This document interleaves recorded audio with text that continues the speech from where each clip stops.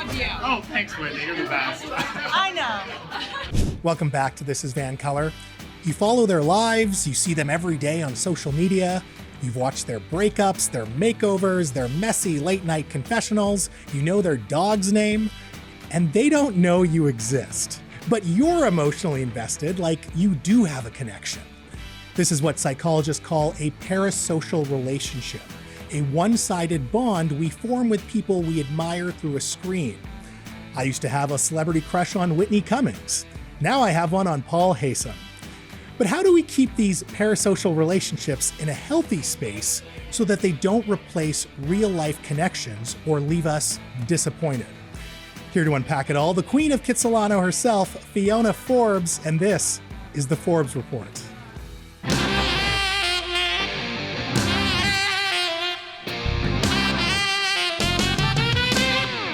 Fiona, there was a time when I used to have a parasocial relationship with you, and I'd see you on my TV screen like, this lady's amazing. She's so cool. Thank you. Here we are. Here we are. Isn't that wild, though? It is wild. What is it about humans where we do form these emotional connections to people that we've never actually met, and we only know them through a screen? We have only seen, that one side of them. Well, it is fascinating being on both sides of the coin, because it is, I know you get recognized too, but it is very interesting. And I don't think it's an unhealthy thing. I think it's changed a lot over the years, because kids back in the day, we had to get these things called magazines that were only out weekly to find out what celebrities were up to, or maybe a celebrity blog or two, and then Entertainment Tonight. And that was it.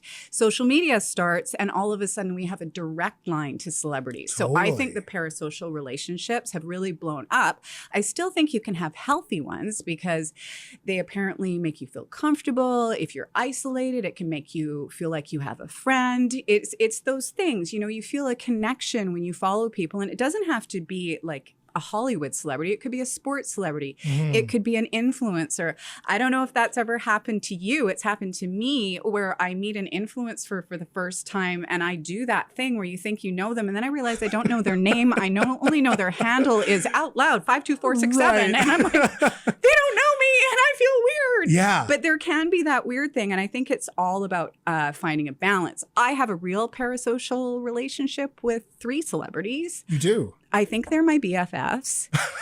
I've met a lot of celebrities over my career, but I would lose it if I met these 3 people. And it's funny, we were doing this segment because it was when I was on a long drive, listening to my favorite podcast. Sorry.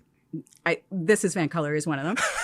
Smartless. Okay. If I ever met Will Arnett, Jason Bateman, and Sean Hayes, especially the 3 of them together, I would turn into a teenage girl, because I feel like they're my friends when I laugh along and I'm listening to them. I know I've listened to a couple hundred episodes. Especially that podcast format, because they're having like this very real conversation. It's unscripted. It's them. Yeah, absolutely. Or when they're talking to you on their Instagram stories, right? Because a lot of celebrities now do that. Is this why we also just feel invested in the lives of celebrities? Like, I'm thinking about Pamela Anderson, getting together with Liam Neeson. Oh, that was a big one. Where we all felt connected, and we're like rooting for Pamela, even though I've never met her. Like, I don't know her. So, well, I'm lucky enough that I have met her. And I have to say, I had the chance to meet Liam Neeson as well. I happened to be seated next to him at a dinner. So oh, look at you. That's a whole other story. But Pamela is local. And I think our whole country is rooting for her.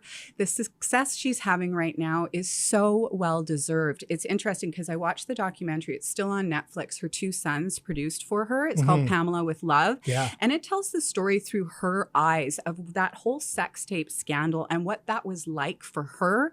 Because of course, everybody really saw her as the sex object and Tommy Lee as the hero. Right. He benefited from that. Her life was destroyed, and she became a joke for so long for people. That was not her choice to do that, unlike some celebrities. So I think now that she's having this renaissance, and we've all learned that this human behind the person that we now get to know through social media, she's got her great cooking show, and she's so personable. But when I met her, it was in Victoria at the David Foster Foundation Gala about 25 years ago. It must have been 1999. And it's the big celebrity gala he has to raise funds every year. And Pamela Pamela was a celebrity guest. And a friend of mine was there. Her name's Gloria Cuccione. She had a teenage son named Michael Cuccione. And that name might sound familiar to people locally because his legacy, because he did pass away sadly at the age of 16 years old. Shortly after this story I'm about to tell you, I'm going to try not to cry. But I was at a table. I had a bunch of girlfriends. We go to the loo. You know, we do what girls do. I love your makeup. I love your hair. I love your dress. And somebody said, I love your dress. And I turn around. It's Pamela freaking Anderson. No way. Oh, wow. And earlier on, Michael's mom had told me that Michael's dream was to meet Pamela. Wow. And I said, Pamela, there's a young boy here who's terminally ill, and he's my friend. By the way, he was also very famous himself. He had a show on MTV called Together. They had opened for Britney Spears, so he was a celebrity too. So I said, Pamela, come with me. I told her the story briefly, dragged her across the ballroom. Michael saw me. I saw him. I pointed at Pamela. He freaked out and froze. And Pamela knew that it was his lifelong dream to meet her. And I literally had to push Michael into her. I don't know what she said, but she grabbed his hands, and he was the only person in the world in that moment. Wow. And she made his dream come true. And he was speechless after. Wow. So yes. So Pamela Anderson, as amazing as we think. Yes. Okay. The parasocial relationships are cool in that way too. They can be, Yeah. absolutely.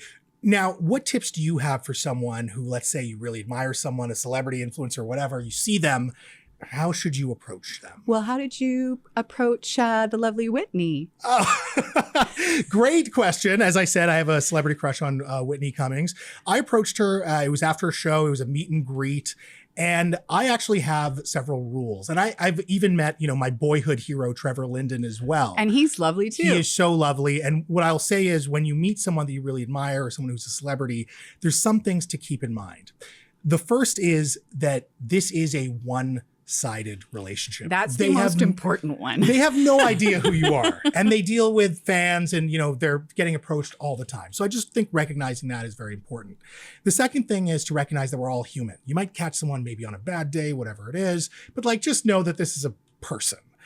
I also think that in terms of being a fan of someone, make sure you still prioritize your real relationships over, the celebrity relationship, the parasocial. There's a line between fan and fanatic. Yeah. Don't be on the other side of being a fan. Yeah. Be a fan, don't be a stan. Yeah.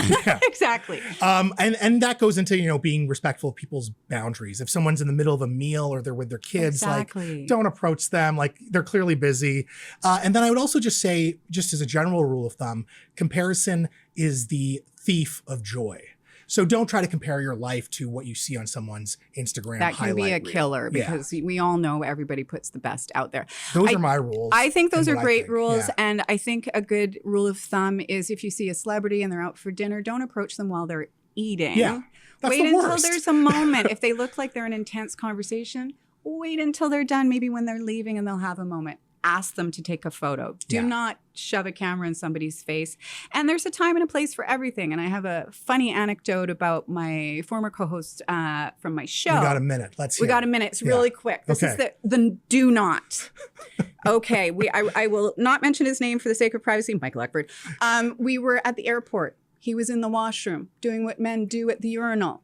And the guy at the next urinal said, "Hey, man, I love your show," and went to shake his hand midstream.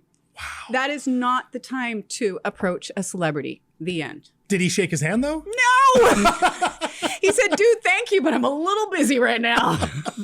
Yeah, I feel like, again, in those moments, eating was a great one and a more common one, but certainly the bathroom one is That's not a good a little one. weird. Yeah. Fiona, I appreciate your time. I'm glad we have a real relationship now, not just a parasocial one. I know. Here we are. Thank you so much. Thank you. Folks, that is our show. Thank you so much to Laura Olick and Fiona Forbes for their time tonight. If you have any thoughts about tonight's show, the epidemic of rudeness, foodie, social media content, or parasocial relationships, please email me, mo@thisisvancolour.com. Also, if you see me in person, just say hi. I'm more than open to that.